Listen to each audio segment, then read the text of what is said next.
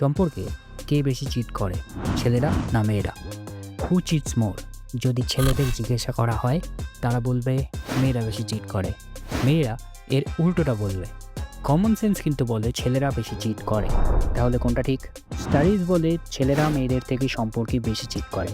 2010 থেকে 16তে একটা সার্ভে করা হয়েছিল যেখানে দেখা যায় ছেলেদের মধ্যে 20% এবং মেয়েদের মধ্যে 13% মানুষ সেলফ রিপোর্ট করে, অর্থাৎ স্বীকার করে যে তারা কখনো না কখনো সম্পর্কে চিট করেছে। কিন্তু এবার কথা হলো, এটা ছিল সেলফ রিপোর্ট। বাস্তবে কি সবাই সত্যিটা বলছে, বিশেষ করে মেয়েদের ক্ষেত্রে? কারণ সমাজে মেয়েদের চিট করাটা অনেক বড় ট্যাবু। ছেলেদের ক্ষেত্রে ব্যাপারটা তুলনামূলকভাবে কম কলঙ্কের, তাই মেয়েদের সত্যিটা না বলার প্রবণতাও বেশি। কিন্তু কে বেশি চিট করে, ছেলেরা না মেয়েরা, সেটা জানার থেকেও আমাদের যে বিষয়ে ফোকাস করা উচিত সেটা হলো মানুষ কেন চিট করে।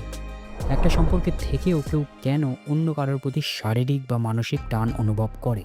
এটা কি শুধুই ব্যক্তিত্বের দোষ, নাকি এর পিছনে আছে কোনো গভীর সাইকোলজিক্যাল ও বায়োলজিক্যাল কারণ? আফটার অল, আমরা যদি কারণটা জানতে পারি তাহলে হয়তো ইন ফিউচার নিজের লাভড ওয়ান্স এবং নিজেকেও চিট হওয়ার হাত থেকে বাঁচাতে পারবো। কিন্তু এখানেই আসে একটা টুইস্ট। ছেলেরা আর মেয়েরা দুজনে চিট করে দুটো সম্পূর্ণ ভিন্ন কারণে। তাদের চিটিং প্যাটার্ন আলাদা, তাদের উদ্দেশ্য আলাদা, এমনকি তাদের চিট করার সাইকোলজিক্যাল ট্রিগার্সগুলোও আলাদা।